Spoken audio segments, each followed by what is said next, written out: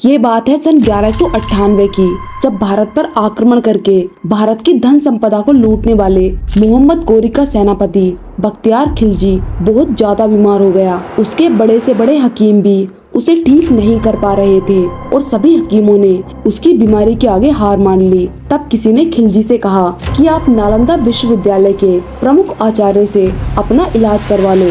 ये सुनकर बख्तियार खिलजी ने नालंदा विश्वविद्यालय के प्रमुख आचार्य राहुल श्री भद्र जी को बुलाया और आचार्य से कहा कि मैं तुमसे इलाज तो कराऊंगा, लेकिन मेरी एक शर्त है कि मैं इलाज के दौरान किसी भी प्रकार की हिंदुस्तानी दवाई नहीं खाऊंगा और अगर तुम्हारे इलाज से मैं ठीक नहीं हुआ तो मैं तुम्हें मृत्यु दंड दे दूंगा।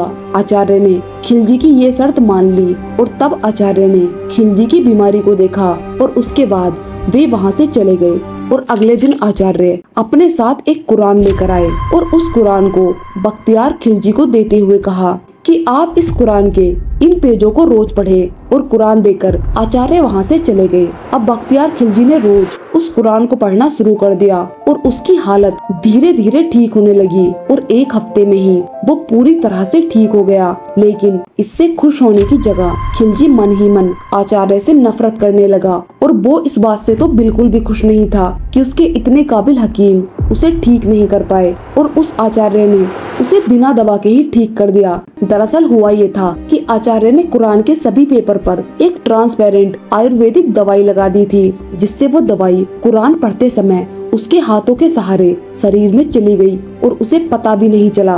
बस इसीलिए अपनी जान बचाने के इस एहसान को चुकाने के लिए सन 1199 में वह अपनी पूरी सेना के साथ नालंदा विश्वविद्यालय पहुंच गया। उस समय नालंदा विश्वविद्यालय में 10,000 विद्यार्थी और 1,000 शिक्षक थे, जिसमें अधिकतर बौद्ध धर्म के विद्यार्थी थे। सबने खिलजी को देखकर सोचा कि वह विद्यालय की शिक्षा को देखने आया कोई अतिथि है। विद्यालय के कुछ आचार्य और विद्यार्थी उसका स्वागत करने के लिए बाहर आ गए। उस समय बख्तियार खिलजी उन्हें देखकर मुस्कुराया और उसके बाद उसने अपनी सेना के साथ निहत्थे विद्यार्थियों और सभी आचार्यों की निर्ममता से हत्या कर दी और उसके बाद उसने पूरे विश्वविद्यालय में आग लगा दी। विश्वविद्यालय में आग लगाने के बाद वह चिल्ला चिल्ला कर कहने लगा कि तुम काफिरों की इतनी हिम्मत कि तुम हमसे ज्यादा ज्ञान और ज्ञान की किताबें इकट्ठा करोगे। इस धरती पर बस एक ही दिन रहेगा और बाकी सबको मैं खत्म कर दूंगा। ये कहकर बख्तियार खिलजी वहाँ से चला गया